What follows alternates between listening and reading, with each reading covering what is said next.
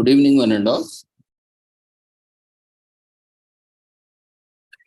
We welcome you all to the International Webinar Series.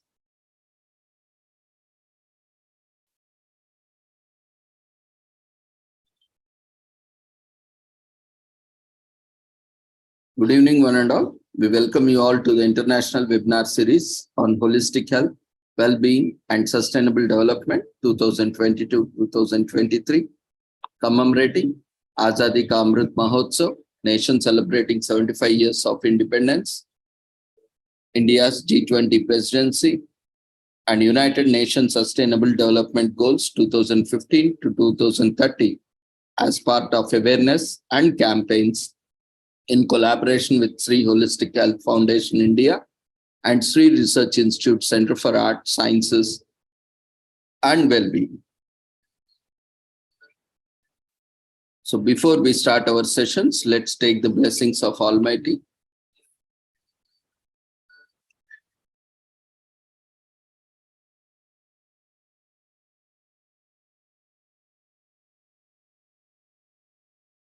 Kurutvam kalyanam arogyam dhanasampada shubham kurutvam kalyanam arogyam dhanasampada shatru buddhi vinashaya deepajyotir namostute deepajyotir namostute shubham kurutvam kalyanam arogyam dhanasampada Shubham kurutvam kalyanam arogyam dhanasampadaha.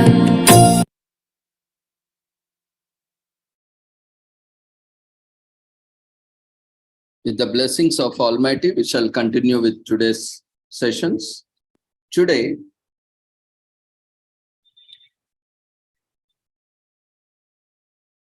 we are commemorating two important events at international level, and we have other national commemorations. Today is commemorated as World Thyroid Day to raise awareness about the crucial gland in the body. Thyroid disease is a generic term for medical conditions that do not allow thyroid gland to produce a sufficient amount of hormones. Several health organizations, physicians and clinics conduct presentations and educational seminars to mark this commemoration. The aim is to create awareness and get people talking about thyroid conditions, their causes, and available treatment options. This day also educates the public about the thyroid significance in terms of our general wellness. Members of the Thyroid Federation International declared the World Thyroid Day in 2007. Since then, every year, this thyroid commemoration is happening, and the date was chosen to honor the birth of the European Thyroid Association, in short known as ETA, which was formed on May 25, 1965. The ETA was the pioneer of World Thyroid Day. The American Thyroid Association, ATA, voiced support for the World Thyroid Day in 2010. Other international bodies, such as the Chinese Society of Nuclear Medicine, CSNM, the Chinese Society of Endocrinology, CSC, and the Asia and Oceania Thyroid Association, AOTA, are supporters of the initiative. The thyroid gland is a tiny gland near the base of the neck. This butterfly-shaped gland generates two hormones, thyroxine and thyronine, or triiodothyronine. Although the thyroid is a small gland, it has significant impact on one's health. The thyroid's principal role is to regulate the body's metabolism. The majority of the people equate metabolism with how efficiently you burn calories. However, metabolism has an impact on body temperature and heart rate. When you have a thyroid condition, it affects your metabolic rate. Thyroid disorders could produce too little or too much thyroxine and triiodothyronine. Hypothyroidism is experienced when the thyroid does not generate enough of these hormones. This illness usually happens when the thyroid is inflamed or there is an iodine shortage. Iodine is a mineral that is used in the production of thyroid hormones. Hypothyroidism can be caused by Hashimoto's thyroiditis and autoimmune disorder. Hypothyroidism is, if left untreated, can cause brain fog, hair loss, gallstones, constipation, sluggish metabolism, bloating, heartburn, high blood pressure, and dry skin. Anyone who feels they are having a thyroid problem, particularly those with a family history of it, should consult a doctor. Both hypothyroidism and hyperthyroidism have numerous therapeutic options. Andreas Vesalius publishes an anatomic description and image of the thyroid gland, which has been identified in 1543. Courtois, a French chemist, discovers iodine in 1811. An American pathologist, David Marin, conducts a study on the group of schoolgirls, which reveals that iodine can help curb thyroid gland enlargement, that is, goiter. Iodine emerges as a cure for goiter in between 1917 and 1922. The American Thyroid Association, dedicated to the prevention, diagnosis, and treatment of thyroid diseases, is founded since 1923. So thus the American Thyroid Association is established. So hyperthyroidism is a condition that occurs when your body produces an excessive amount of thyroid hormone. When your body generates inadequate thyroid hormone, you have hypothyroidism, and both of these disorders are hazardous and should be treated by your doctor. Hypothyroidism can be permanently treated and can be cured by removing your thyroid through surgery or by eliminating your thyroid through medication. However, if your thyroid is damaged or removed, you will require thyroid hormone replacement therapy for the rest of your life.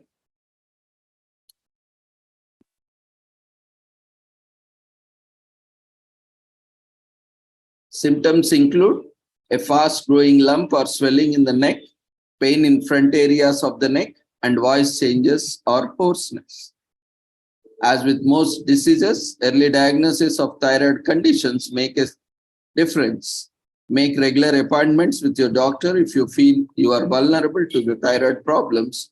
Your health should be your number one priority. If someone complains about having difficulty swallowing, it may be the time to suggest they consult doctor regarding thyroid issues. Testing could help them obtain treatment more quickly. You can even show support by accompanying them to the doctor. Even if thyroid dysfunction hasn't directly affected you, chances are you know someone who has been impacted by it. So donate to one of the many research or treatment facilities to play your part in fighting the disease. The thyroid gland resembles a butterfly. So it's a butterfly effect. The thyroid gland produces hormones that influence your metabolism as well as how quickly or slowly organs perform. So it sets that body tempo. That's why thyroid gland is very much important, because it decides, how quickly or slowly organs perform, the speed of your entire body mechanisms and organs. Iodine is required for the thyroid to function properly, and when the thyroid is overactive, it generates an excessive amount of thyroid hormone. Some medical conditions, such as thyroid cancer, may necessitate thyroid removal, and you can live without it if this is the case by thyroid supplements and hormone therapy. The thyroid produces hormones that are essential for the proper functioning of major organs as well as almost every cell in the body. This observance highlights the impact important role of the thyroid in general health functions. World Thyroid Day events promote early testing to improve the treatment of the disease. The most typical symptoms are cold hands and feet, dry skin, and unexpected weight gain. When we pay attention to our health, we secure our future, volunteer our efforts as well as donations to the related organizations and charities take us one step closer to beating the thyroid disease.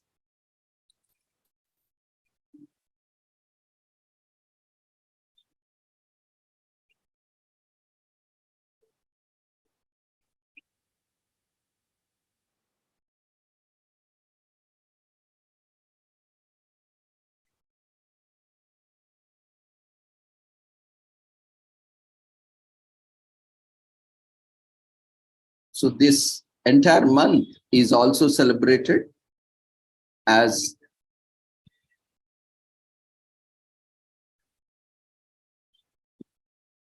Thyroid Awareness Month and also Thyroid Awareness Week.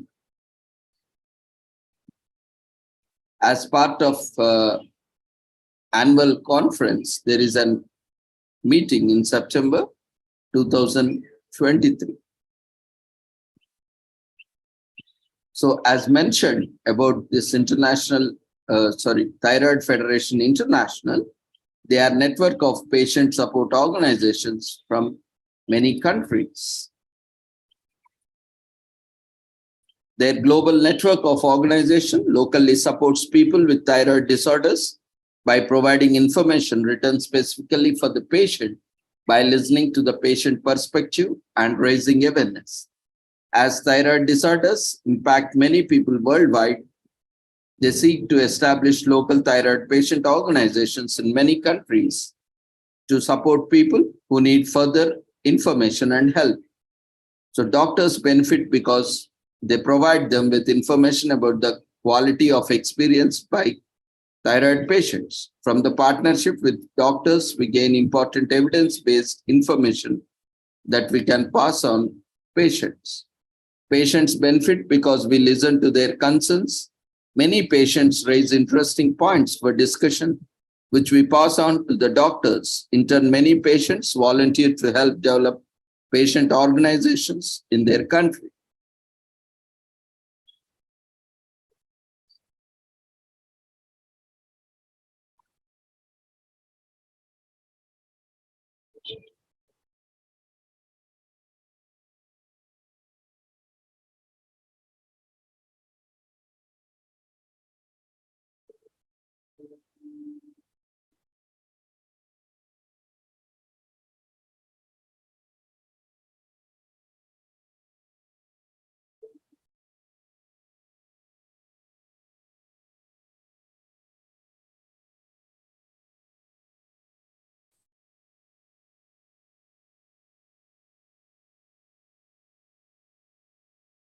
Today is also commemorated as International Skin Pigmentation Day. It aims to increase global awareness of the importance of avoiding and treating this disorder. Uneven skin pigmentation, also known as hyperpigmentation, is a frequent skin problem. Dark spots, also known as age spots or sunspots, or dark patches of the skin, emerge often on the face, hands, and other regions of the body that are exposed to the sun on a regular basis. Sun exposure, medications, and hormonal changes are the most common causes of dark patches. The term hyperpigmentation refers to the patches of the skin that have uneven pigmentation. Hyperpigmentation causes the skin to seem uneven by appearing as darkening patches or blotches. Hyperpigmentation is at the root of the skin diseases such as post-inflammatory hyperpigmentation and melasma. The spots are referred to as age spots or sunspots. This skin disorder has three common types: pigment spots, melasma, and post-inflammatory hyperpigmentation. Sun exposure causes pigment spots like age spots, sometimes referred to as sunspots. As a result, they are most commonly found on exposed body regions such as the neck, face, decollete, arms, and hands. Small darker spots on the skin are common. Melasma, also known as chloasma, is a disorder in which bigger spots of hyperpigmentation appear on the face. Melasma affects both men and women. However, it is more frequent in women and is considered to be driven by hormonal fluctuations. Melasma, also known as the mask of pregnancy, affects 10 to 15% of pregnant women and 10 to 25% of women who use oral contraceptives. When a skin lesion or trauma heals, a flat patch of discoloration remains. This is known as post-inflammatory hyperpigmentation. It's frequent among acne patients, and it is also a side effect of cosmetic operations like dermabrasion, laser therapy, and chemical peels. So the oldest literary mention of a skin pigmentation condition is mostly likely vitiligo, is published around 2200 BC. The cause of skin pigmentation is discovered. The medical reason for skin pigmentation, melanocyte, is discovered in the 19th century. Sunscreen is invented by a cosmetics company, L'Oreal, in 1936 in the West.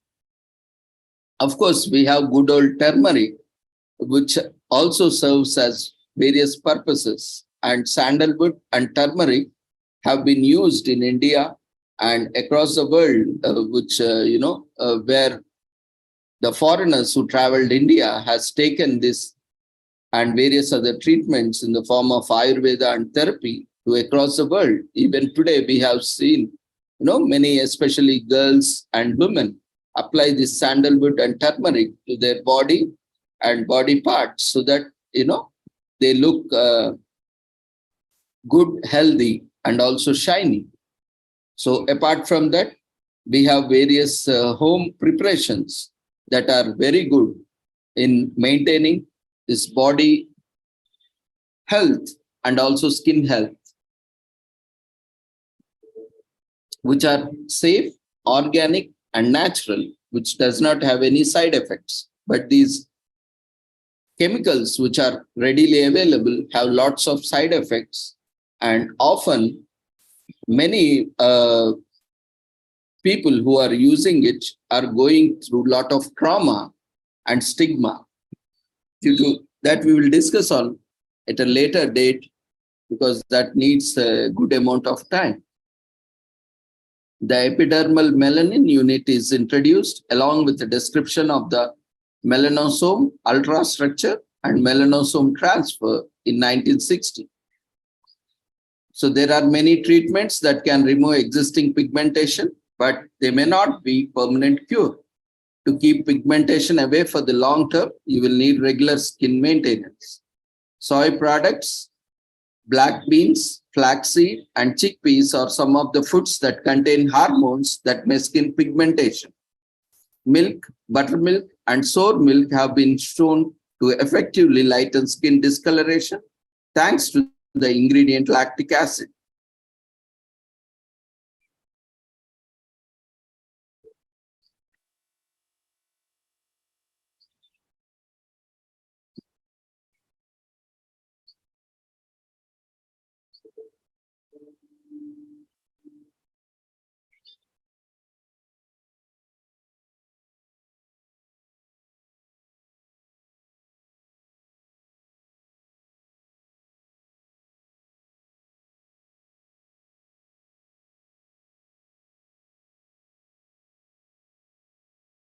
So this is a great time to visit your dermatologist for a routine checkup at least once in a year to need, like just how you need to take care of other parts of the body.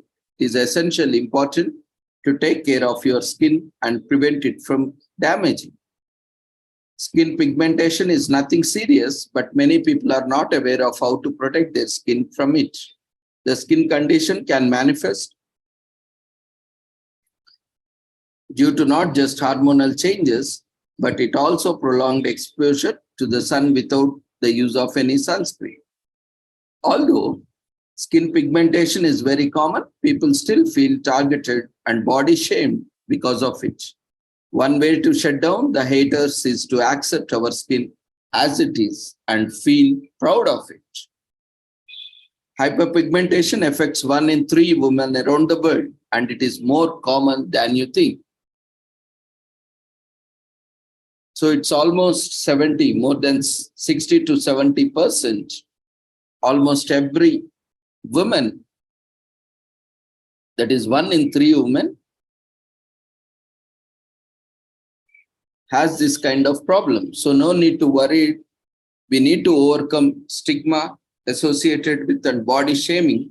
That's why, this cosmetic industry has grown so much and people are investing so much on it and facing lots of issues, especially skin related and body related because of the side effects. So instead of going for all these things, just accept what we are and let's create awareness irrespective of what color your skin has. We all needs to be respected so that automatically there is no need of these cosmetic products, which are again a burden to the family, not only to the individual, but also to the society. And a lot of stigma is also associated. The easiest way to prevent skin pigmentation is to avoid exposure to the sun, extreme heat temperatures. If you can avoid, then you can avoid tanning, or if you have to work in the sun shade or sun, then you need to use covering. You need to cover the body with adequate cotton clothing completely so that it prevents you, especially white clothes always reflect the sun rays and heat maximum to the maximum so that you can prevent yourself from tanning and skin pigmentation. And your favorite perfume could also cause skin darkening, especially these deodorants and perfumes and various body sprays are often found culprits in this skin pigmentation. It is not just an exposure to sun, but also the stress that can cause skin problems like acne, which can lead to skin pigmentation. Your skin might already be damaged by the sun or other factors, even though the signs are not visible to you. Sometimes the pigmentation takes time to show up on the surface. This day provides an opportunity to talk about the importance of skin health and understand the causes of skin pigmentation to fight them. Consider the day as a reminder and revise your skin routine. International Skin Pigmentation Day offers us a chance to help fight stereotypes and normalize uneven skin. Do your part and stop people from criticizing others for having different skin conditions. People without clear skin often feels less confident about their appearance, and this day is observed to not only create awareness, but also make people understand that this is treatable and manageable medical condition. Today, this week is also commemorated as International Week of Solidarity with the people of non-self-governing territories.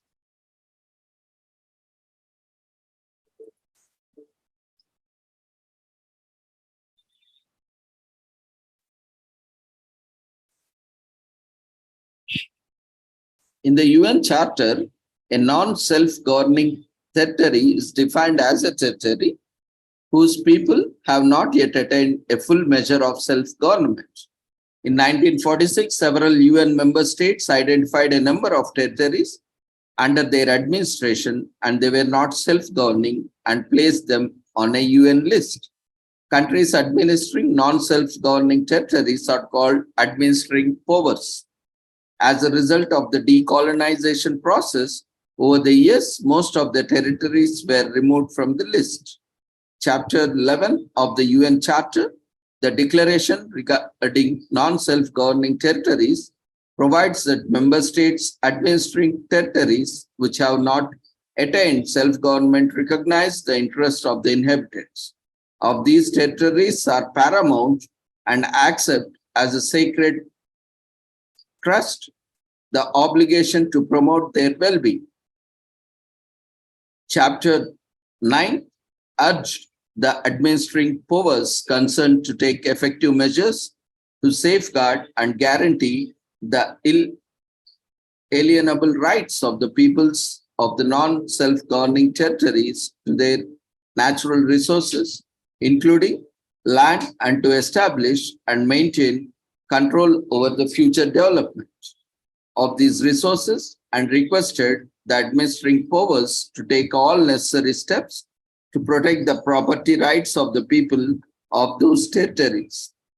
Administering powers, in addition to ensuring political, economical, social, educational advancement of these peoples, undertake to assist them in developing self-government and political institutions. Administering powers has an obligation to transmit regularly to the Secretary General information of the economic, social, and educational conditions in the territories under their administration. Chapter 9 also urged all states directly and through their action in specialized agencies and other organizations of the United Nations system to provide moral and material assistance to the people of the non-self-governing territories. In 1946, 8 member states, Australia, Belgium, Denmark, France, and Netherlands, New Zealand, and the United Kingdom and the United States listed 72 territories under their administration, which they considered to be non-self-governing. 8 became independent before 1959. Transmission of information by the administering power was discontinued for 21 non-self-governing territories for various reasons. In some cases, such as Greenland, Alaska, and Hawaii, the General Assembly accepted the cessation of the information. In others, the decision was taken unilaterally by the administering power. In 1963, the Assembly approved a revised list of territories to which 1960 Declaration of Decolonization applied. The list included the 2 remaining trust territories at the time, Nauru and the Trust Territory of the Pacific Islands, and the non-self-governing territories for which information was transmitted under Chapter 11 of the Charter, Article 73E, including the territories administered by Spain, Namibia, then referred to the Southwest Africa, and those non-self-governing territories about which no information had been transmitted, but which the Assembly had deemed to be non-self-governing, namely the territories under Portuguese administration and the southern Rhodesia, now Zimbabwe. The list was further expanded in 1965 to include French Somaliland, now Djibouti, and Oman. The Comoro Islands were included in 1972 and New Caledonia in 1986. From 1960 to 2002, 54 territories attained self-government. At present, there are 17 non-self-governing territories remaining. The UN Assembly, by its resolution 54/91 of 6 December 1991, requested the annual observance of the Week of Solidarity with the people of non-self-governing territories.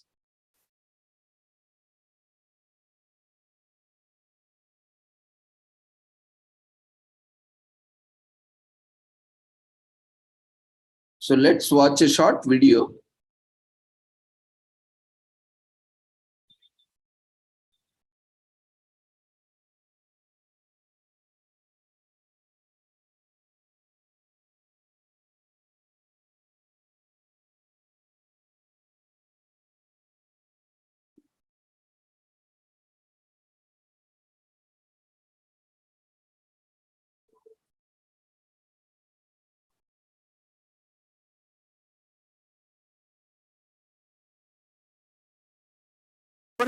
And their supporters try to justify in humanitarian, economic, social, and cultural terms. This colonial system was imposed by force on many peoples of many races and religions. And we are continuing to try and solve the problems with the methods that are available to us. Join us in our efforts to eradicate colonialism in all its forms and manifestations from the face of the earth.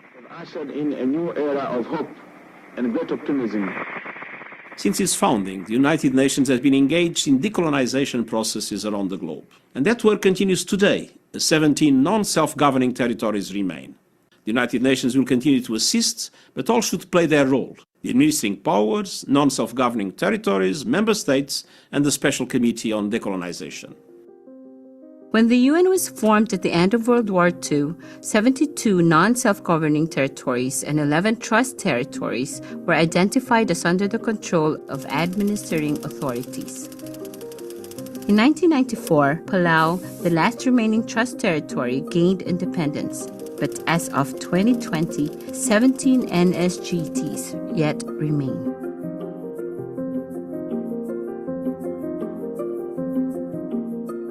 Today, the majority are islands in the Caribbean and Pacific. The United Nations remains steadfast in its efforts to end colonialism around the world. Let's take a look at a quick history of the United Nations and decolonization. Chapter 11 of the Founding Charter of the UN addresses the issue of non-self-governing territories directly. It highlights the responsibilities of the administering powers to promote the well-being of the inhabitants of the territories and to develop their self-government. It also obliges administering powers to give information about their territories to the Secretary General. This is reflected in annual working papers prepared by the Decolonization Unit in the Department of Political and Peace-Building Affairs. Beginning in the 1960s, the General Assembly's resolve to support decolonization strengthened even further. A series of resolutions were passed that sought to assist the peoples of the territories to achieve self-determination according to their particular circumstances. The first, Resolution 1514, has come to be known as the Declaration on Decolonization. Further resolutions identify the ways in which peoples of these territories can achieve self-government. They include becoming a sovereign and independent state, free association with an independent state, integration into an independent state, or the emergence of any other political status freely determined by the people.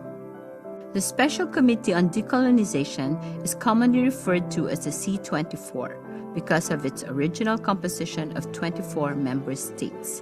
As a subsidiary organ of the UN General Assembly, the C24 is devoted to monitoring and making recommendations regarding NSGTs. Today, the C24 holds regional seminars on decolonization in either the Pacific or Caribbean every May. And for 2 weeks in June, they hold a substantive session in New York to examine the situations in the territories in depth and the issue of decolonization in general.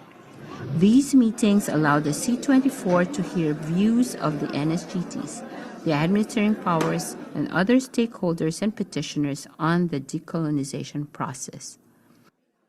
The recommendations that come out of the substantive session of the C24 are submitted to the Fourth Committee of the General Assembly, which in turn considers the recommendations and submits draft resolutions and decisions to the General Assembly plenary for adoption at the end of the year.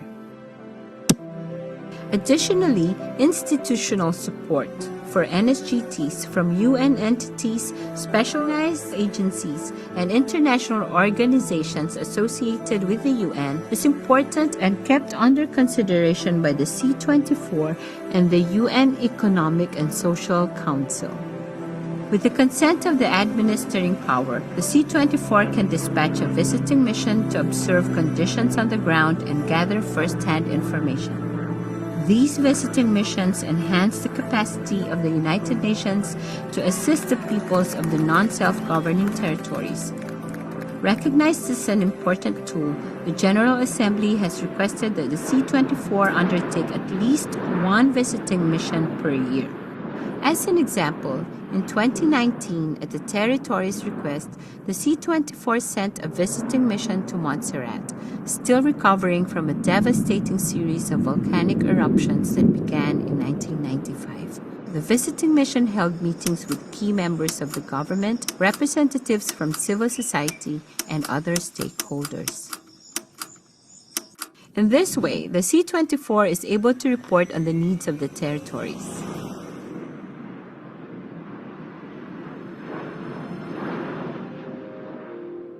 When the United Nations was established, 750 million people, nearly one-third of the world's population at that time, lived in territories that were dependent on colonial powers.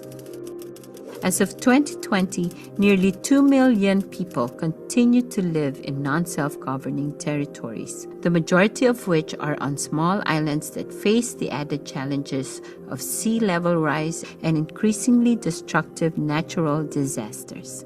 While major strides have taken place, decolonization continues to be a priority for the United Nations. Through determination, perseverance, pragmatism, and continued cooperation and coordination, the United Nations is committed to the complete eradication of colonialism once and for all.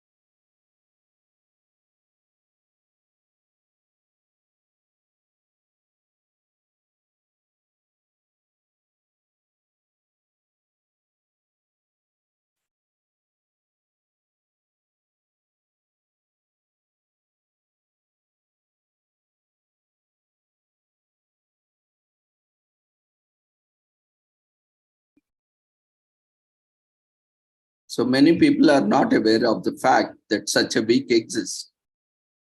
So spread awareness about it so that more people know about the UN, how the UN is handling the non-self-governing territories of the world.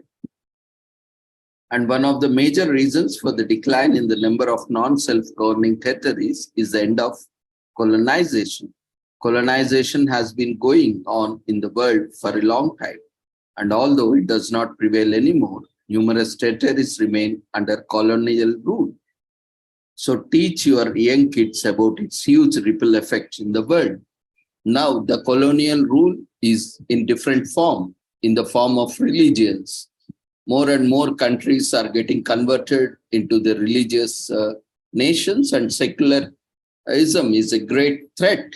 Though secularism stays, but at a global effect, at a global level, or even at various levels, secularism is a serious threat, because as a country becoming officially a religious country, that means it is not abiding to the secularism, and it is not promoting the free religion, free belief system.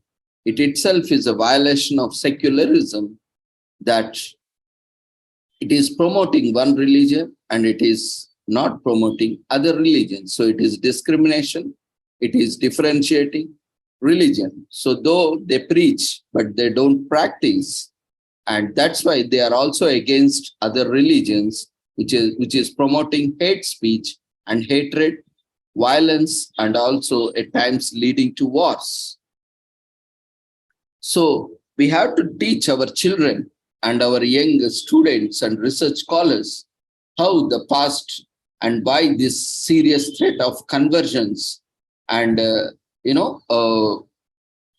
Christianization of countries into one religion or religious country has serious effect, and people are not living a single country. Say, a country like India, people are trying to convert it into some other religion, which is a truly secular state. But you see, under the carpet, like lot of people are being converted. If you see the population statistics, and if you see the number of other religious institutions in India across since ages, where the first Christianity started or first Islam started, today you can see how many institutions have sprouted up every nook and corner of the country, and they are actively engaged in conversions. So what does that mean? They don't respect other religions and they don't believe in other religions. And they always spread hatred on other religions, and with differentiating and discrimination, they exploit people and convert into their own religions. So this is what happening, not only just in India, but across the world. So which violates the secularism in its basic concept. So not only that, while observing the rights, because right to freedom, right to religion is also individual right. And by violating, you are compelling, you are forcing someone to forego their own right, and you are luring them in the name of education, in the name of empowerment, in the name of development, in the name of luxuries. You are showing them and you are luring them to get converted. This is also violation of their own choices and decisions. While observing the rights of the people in non-self-governing territories, we should also be cognizant of the rights that people are deprived of in other parts of the world. After learning about the deprivation and violation of basic rights and freedoms, people still face daily act on the ways you could try to help fight against systematic issues. So as already we have seen both orally and in a video, in 1946, there were 72 non-self-governing territories in the world, and 17 remain today because of the decolonization.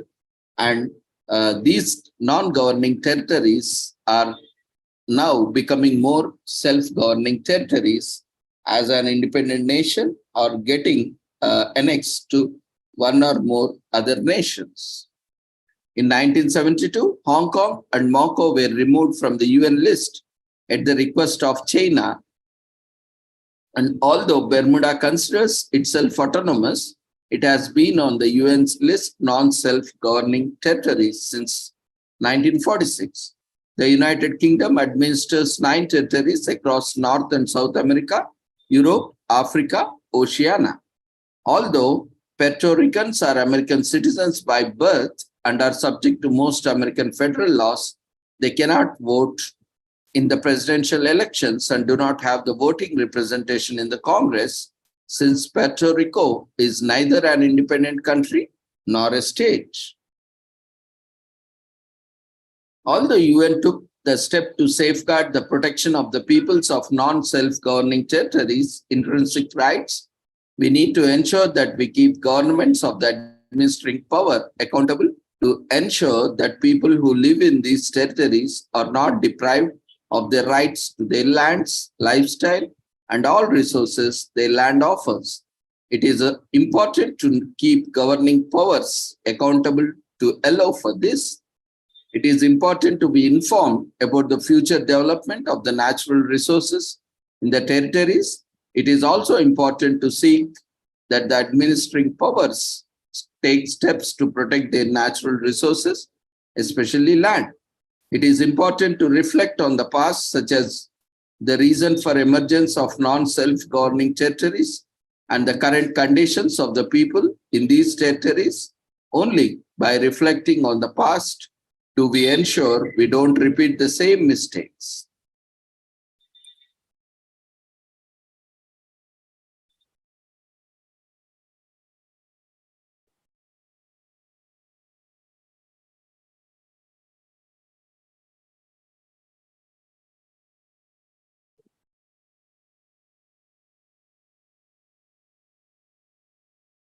Today is also commemorated as Global Africa Day, the annual commemoration of the creation of the Organization of African Unity, formerly known as African Freedom Day and African Liberation Day, is held on May 25th every year.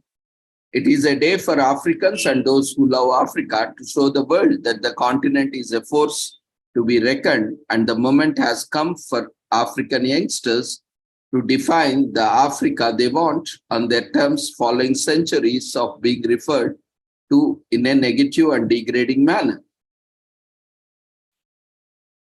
In Addis Ababa, Ethiopia, on May 25, 1963, the leaders of 30 of America's 32 foreign republics signed a founding charter. The OAU was established to assist numerous African countries in achieving transformation, freedom, and independence. The African Economic Community was founded by OAU in 1991.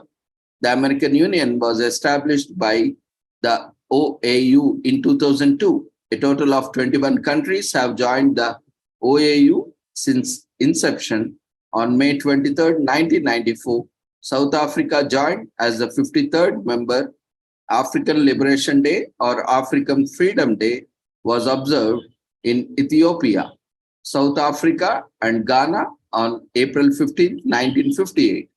Following the first conference of the independent African states in Ghana, African Unity Day replaced this holiday in 1963. Despite being renamed the African Union, the name and date of Africa Day has been preserved, and the Africa Day serves as an opportunity to honor Africa's people and governments. Africa has a wide variety of languages, except for Ethiopia. Every African country has one of the following official languages: English, Portuguese, French, or Arabic. Apart from Ethiopia and Liberia, Europe colonized every country in Africa. After the colonized obtained independence, one of their official languages remained the colonizers. Liberia had previously adopted English as its official language after being founded by African American settlers in 1847. Ethiopia was never colonized despite of being briefly occupied by Italy before World War II. So 1959, Africa Liberation Day is observed since 1959. And in 1963, the leaders of 30 of Africa's 32 sovereign republics signed a founding charter, the OAU Charter, in 1960. The African Economic Community is founded by the OAU in 1991, and the African Union is established by OAU in 2002. Africa has 72 anonymous countries, although there are more than 54 capital cities. Roman theory, according to this school of thought, the Romans discovered a land opposite the Mediterranean and named it after the Berber tribe residing in the Carnage area, presently referred to as Tunisia. The tribe's name was Afri, and the Romans gave the name Africa, meaning the land of Afri. So that is one of the stories. It may be true or may not be true. We are not, it is left to the historians. Egypt and Egyptians, as well as, there is another story also, interesting. Egypt and Egyptians, as well as Kush and Kushites, were also always mentioned together in Old Testament because they both belong to the African nation. Egypt belonged to the northern part of Africa and a region of the ancient Near East, as mentioned about Africa in the Bible. So that is also one story. We don't know how far it is true. And Kenya's African Heritage House is one of the thousands of notable museums, galleries, and cultural attractions in Africa. So visit 32 cultural venues around the continent virtually and read over 300 expert curated tales on art, identify music, fashion, gastronomy, and other topics. So sitting at your home, in your desktop or mobile, you can virtually visit Africa and visit all the 32 cultural venues. So it's great if you have a VR or AR device and you can virtually experience sitting at your home or office, you can virtually experience Africa.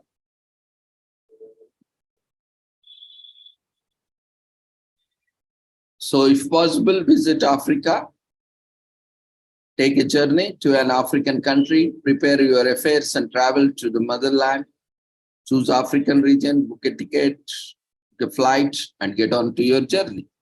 That's way, you can visit. And Africa is the world's second largest continent by area and population. Africa has the smallest coastline despite its huge size. West Africa's Nigeria has the largest population in Africa.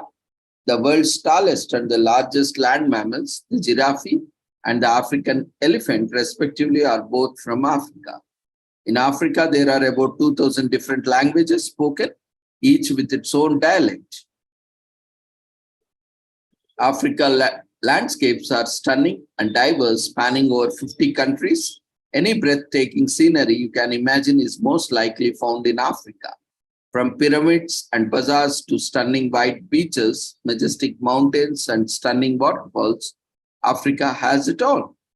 Africa boasts the most diverse wildlife you can imagine, which is why safari vacations, wildlife, and nature reserves are so popular on the continent. The Big Five, lion, elephant, buffalo, leopard, and black or white rhino can only be seen in Africa. A variety of African reserves have emerged as a result of multicultural influences. Distinct parts of the continent provide different gastronomic experiences for your taste buds. Internationally, Ethiopian, Moroccan, and Nigerian cuisines are the most well-known.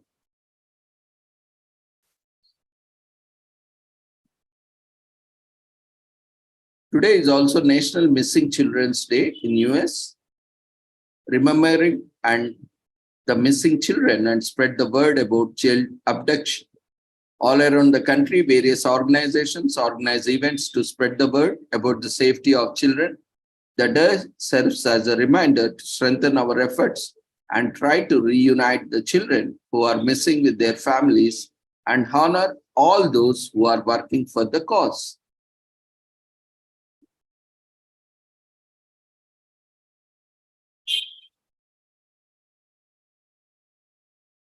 From 1979 to 1981, a series of child abductions shook America, and it began with the disappearance of 6-year-old Ethan Pats in New York City on 25th, 1979. While he was on his way to school from the bus, Ethan was unfortunately never found, but the accused, Pedro Hernandez, received a prison sentence in 2017. The US Department of Justice commemorates National Missing Children's Day every year with a ceremony to honor the heroic efforts of all these organizations, agencies, and people who work towards the protection of children. The National Center for Missing and Exploited Children holds events on the day to spread awareness about the public, about the threat of child abduction, ways to keep children safe, and supporting the victimized families. The center also started the Take 25 initiative that encourages people to take 25 minutes and talk to their kids about the importance of safety.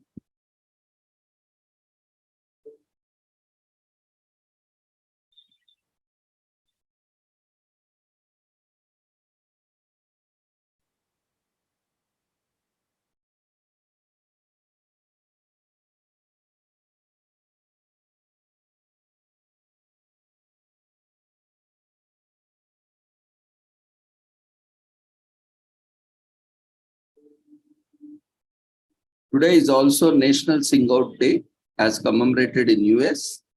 Whether you are a professional or just a shower singer or a bathroom singer or a pro at karaoke, This is day for everyone to sing loudly and let it all out. Pretend the world is your audience and put on a musical show for them.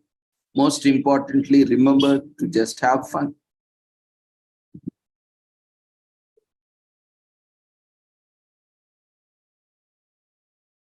So National Sing Out Day in US is celebrated every year on May 25th.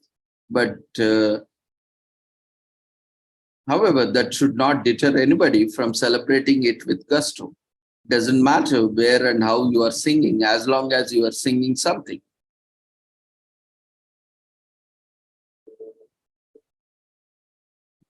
So some interesting facts about singing. Sound travels fast. When you sing, the sound travels at approximately 75 miles per hour.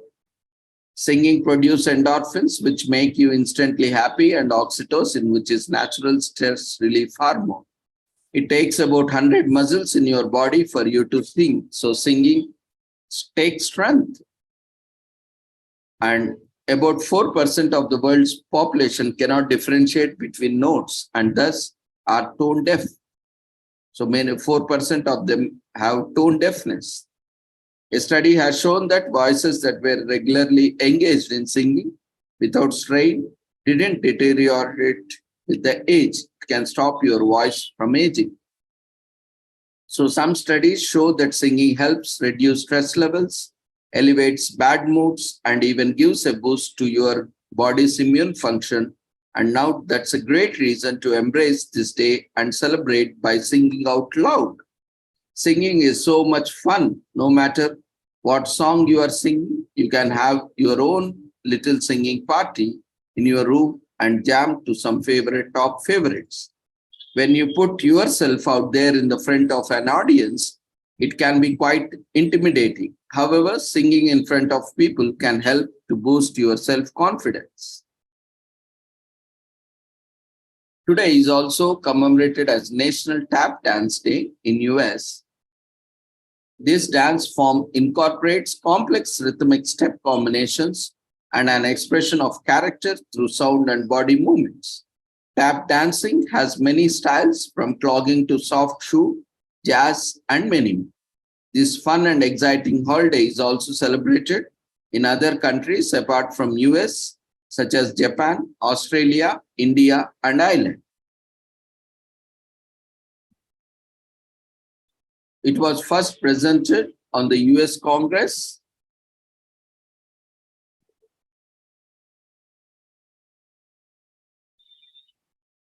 on February 7, 1989, and thereafter, President George H.W. Bush signed it into the US American law on November 8, 1989. It was officially observed for the first time on May 25, 1989. And May 25th is actually the birthday of Bill Bojangles Robinson, a significant contributor to tap dance. There are some theories regarding the origins of tap dance. It is believed that tap dance originated in the 19th century in the United States when slave owners took away the traditional African percussion instruments. To express themselves, the slave turned to percussive dancing. These styles of dance with clog dancing from Britishisms created a unique form of rhythm and movement. Thereafter, tap dancing evolved significantly. At the turn of 20th century, it became an important feature of popular vaudeville variety shows. Tap dancers started incorporating complex syncopated rhythms in their movements. Some of the other talented tap dancers include Fred Astaire, Gregory Hines, and Ginger Georges. These personalities made tap dance extremely popular, and over the years, it has become one of the favorite dance forms.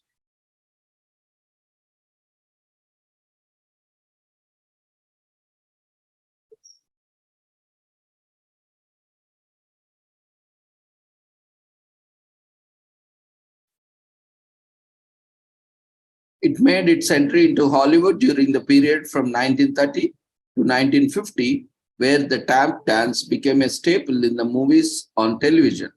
Shirley Temple, in fact, made her first film tap dance debut at the age of 6, and tap dance has become so loud that From 2016 onwards, it has generated more than 27 million mentions on social media. The first tap dance appears as dancers from across the world combine their ideas into the new world. Tap dances became an important component of the creative output of various communities.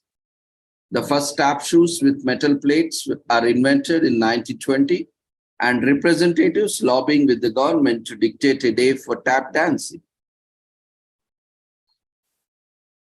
So Bill Robinson is regarded as the most important figure in tap dancing, and National Tap Dance Day is even celebrated on his birthday. He made his mark on Broadway, radio, and television, as well as in vaudeville and Hollywood. He has even danced alongside Shirley Temples in films. Tap dancing is a fusion of British and West African musical and step dance traditions, which is originated from the southern United States. Tap dancing evolved from a mix of different cultures and people, most notably from African American slaves and Irish indentured servants. And it is a wonderful, fantastic opportunity for you to read about renowned tap dancer that has contributed significantly to the dance. In fact, this day is also celebrated on Bill Robinson's birthday. It is a fitting tribute to look into the history of the celebrated tap dancing. And today is also commemorated as National VTuber Day in US for appreciating VTubers around the world. A virtual YouTuber, sometimes known as VTuber, is an online performer who employs a computer-generated avatar to capture movement, real-time motion capture technology, or software that is commonly employed, that not always, though not always. The majority of VTubers are Japanese and English-speaking live streamers or YouTubers who use avatar designs, a digital craze that began in Japan in the mid-2010s, has since become an international internet phenomenon. Nitroplus began broadcasting videos on its YouTube channel on February 12, 2010, showcasing an illustrated 3D version of its mascot, Supersonico, who would mainly communicate to the audience about herself on upcoming Nitroplus titles. Weather News Inc., a Japanese film, presented Weatheroid Type A Airi, a volcanoid-styled character, on Soliv 24, a 24-hour weather livecast on Nico Nico Doga, YouTube, and their website in 2012. Airi started her own solo show every Thursday in 2014 and then began live coverage with motion capture. Kizuna AI, the first popular VTuber, debuted on YouTube in late 2016. Kizuna AI, built by digital production house Active 8 and voiced by Nozomi Kozuga, gave followers a sense of genuine intimacy by responding to their questions. The rapid popularity of Kizuna AI inspired a VTuber trend. Following its initial success in Japan, the fad began to spread abroad thanks to the popularity of anime and manga. VTubers frequently dress up as kayfabe characters similar to professional wrestling. Mace, a WWE wrestler who started streaming on Twitch as a VTuber in 2021, said the two professions were essentially the same thing. VTubers are connected with Japanese aesthetics and popular culture like anime and manga, as well as more anthropomorphism with human or non-human characteristics.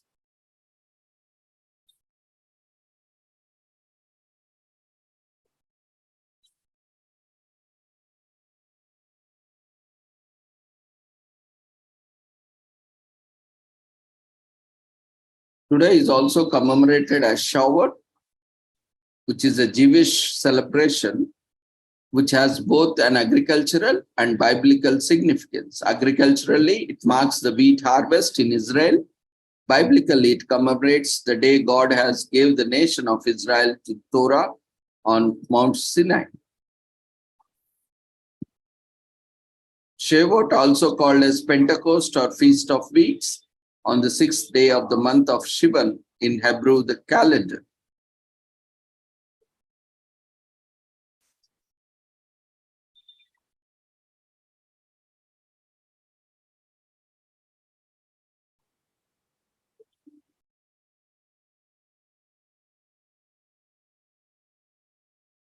So the symbols of Shavuot is Bikurim. This was a gold or a silver basket containing the first of the 7 species crops: barley, dates, figs, grapes, olives, pomegranates, and wheat. So the key feature of Shavuot is to abstain from work and instead focus on attending synagogue services. The 10 commandments are also revised. Shavuot also marks the arrival of spring and is particularly a harvest celebration, so the feast may be merry and it is encouraged. So women light candles on both evenings of this day to welcome blessings and wisdom. Everyone goes to synagogue to hear the recital, and it is customary to stay up all night, and milk is considered as cleansing. So menu items for Shavuot include various milk dishes. Flowers and sweet incense is used to bring a more colorful springy feel to homes and other outdoor places. Today is also commemorated as Towel Day.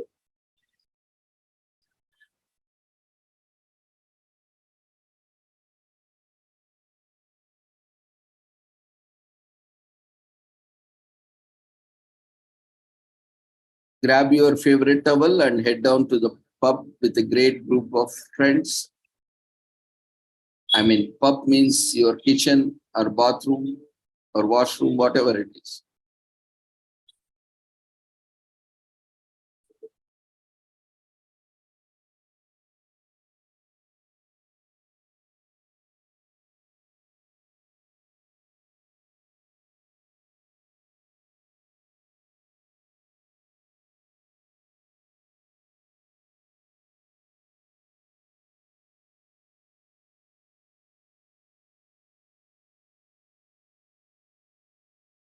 Actually, this is not exactly, more relevant to towel.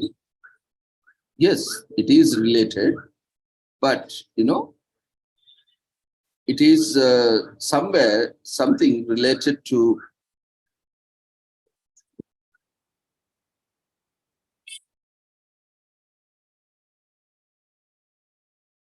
the classic sci-fi novel, The Hitchhiker's Guide to the Galaxy.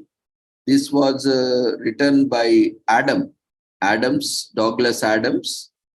So this day was organized in the memory of him after he suffered a sudden heart attack at the age of 49. So his fans wanted to find a way to commemorate his life work, and after having one towel day, its success made it a yearly event. On this day, fans carry towels around everywhere they go. And today we are celebrating this commemoration with a towel wrapped around our necks because we love towels as well. So though it's, and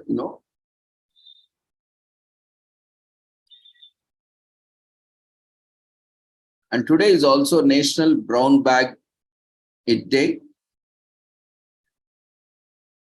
So they are great. They not only help us save some money, but we could have otherwise spent on buying lunch, but also encourage us to pack home cooked meals and stay healthy. They truly deserve a day dedicated to them. Brown paper bags have been part of our daily lives for many years, knowingly or unknowingly. We use them almost everywhere for packing lunches, carrying groceries, or even making Halloween masks and much more. Generally, in India, it is common to see these newspaper bags everywhere in the grocery stores. And now we have got a lot of plastic because of the invention of or discovery of this plastic. Nowadays, we are using plastic, but earlier days, if you remember, we were using these cloth bags or these, paper bags. However, they did have to be invented at some point for them to have made an entry and improvement on our lives. The invention of the brown paper bag has been attributed to many innovators in the West, such as Francis Wool, Margaret Knight, and Walter Dubner. These people endeavored to make it best version of itself, be it through adapting the design, functionality, or price.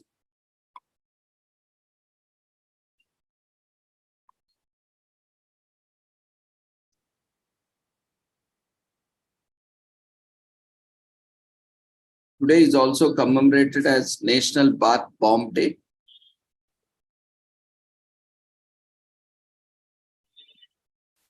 Sometimes you need to make up and excuse to justify a little bit of me time.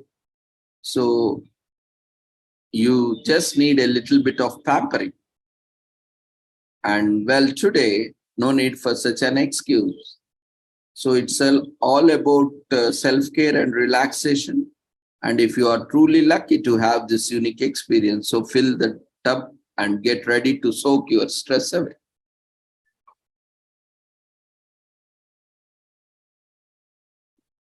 So it is a day to celebrate self-care and relaxation with the use of bath bombs. Bath bombs are a great addition to your bath time ritual to create a luxurious and relaxing atmosphere. Bath bombs have become a hot commodity for the stress relief and pure bath time fun. Everyone needs a special day to stop, relax, and unwind. And what's better way than a nice warm bath and luxurious bath bomb? This bath bomb is created in Mo Constant Garden Shed in 1989. Cosmetics to go, Constantine's mail order cosmetic business goes under bankruptcy in 1994. And Constantine, his wife Mo, and a few friends started Lush, which gave a rebirth in 1995. And Lush produces over 21 million bath bombs since 2016.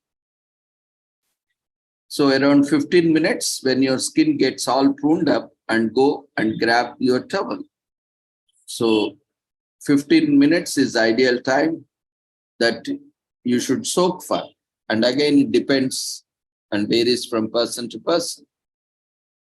And depending on the size of your tub and the amount of water in it, 2 or 3 should be enough. And you can add your bath bomb at the same time that you began adding water, or you can wait until your bath is ready before adding it. So grab a bath bomb and indulge, relieve your body stress and let go. You deserve it. Mo Constantine created them for sensitive skin. They are packed full of essential oils and make your skin shine with relief. The West, of course, in India, we have a lot of Ayurvedic preparations, especially if you have a bathtub, then you can have lots of relaxation with various ingredients. And the entire manufacturing process is also claims to be eco-friendly and good to be planet. But often this is overused. There is such thing as overdoing it with too much bath bombing. 15 minutes in the tub or when your fingers and toes start to prune is a sign that you had your fill. So the Lush, the inventor of the bath bomb, is a brand leader but doesn't have exclusive rights to sell them. They are inventor but not monopolizer. Because of their shape and ingredients, bath bombs are handmade by people known as compounders.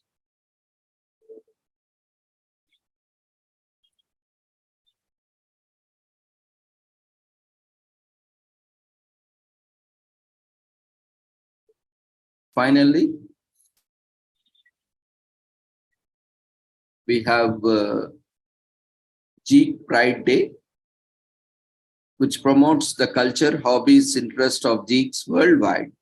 Once an itching movement, geek culture has gone mainstream thanks to its contribution to popular culture. And it has increased media based on comic books, novels, role-playing games, tabletop games, video games, and even trading card games. Obscure things like cosplaying are now part of everyday life. These things were seen as childish and sometimes downright shameful in the past, but not anymore.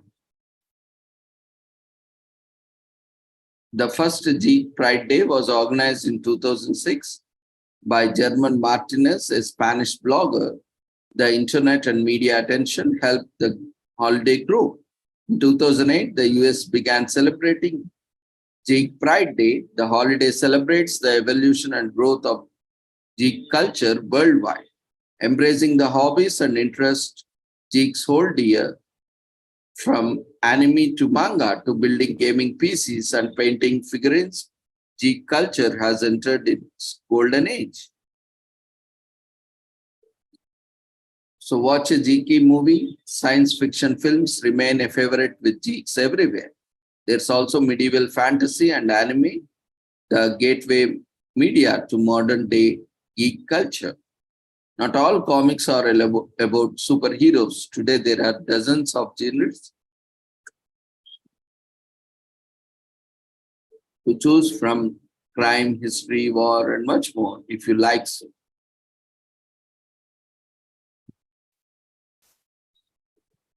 About 17% of Americans identify as geeks.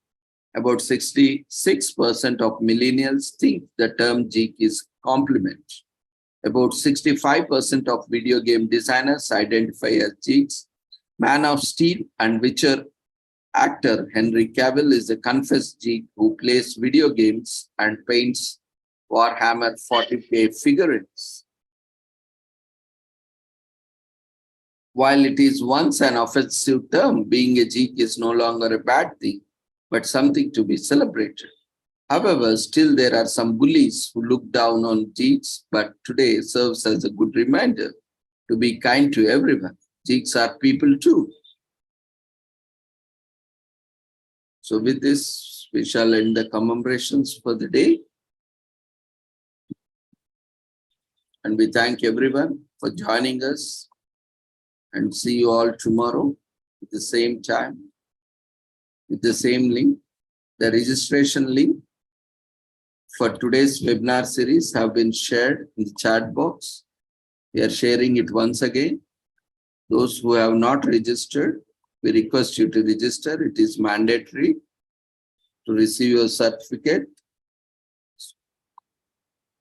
And we also request you to fill up the feedback form. First, fill up the feedback form. Then you can keep your registration form open. It is same for all the days of International Webinar Series. And you can later also fill it up. But now we request everyone to quickly fill up the feedback form, which has been raised in the form of polls.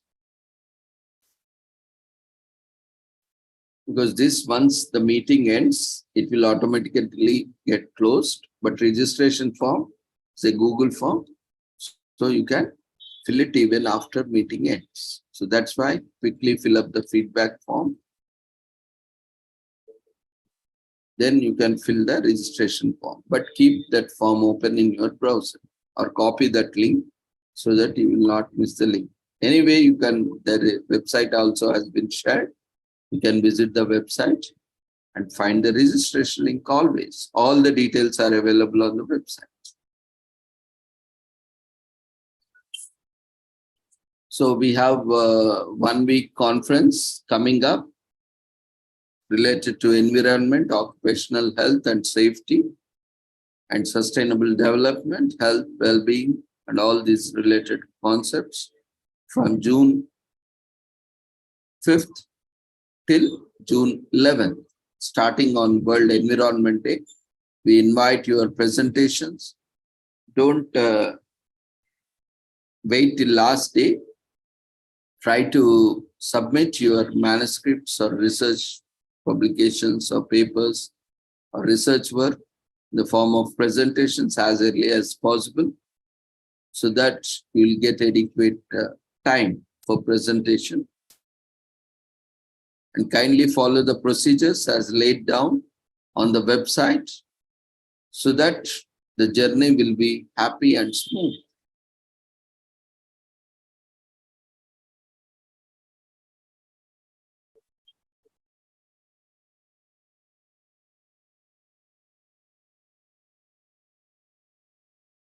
Before leaving, we request everyone to quickly fill up the feedback form, which has been raised in the form of polls in Zoom.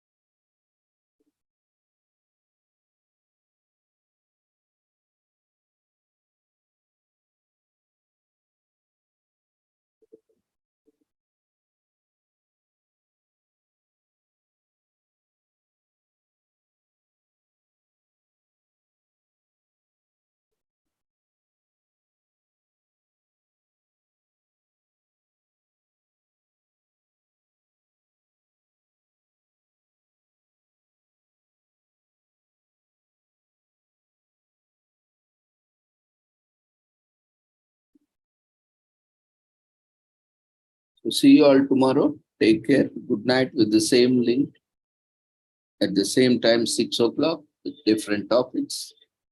Take care. Good night.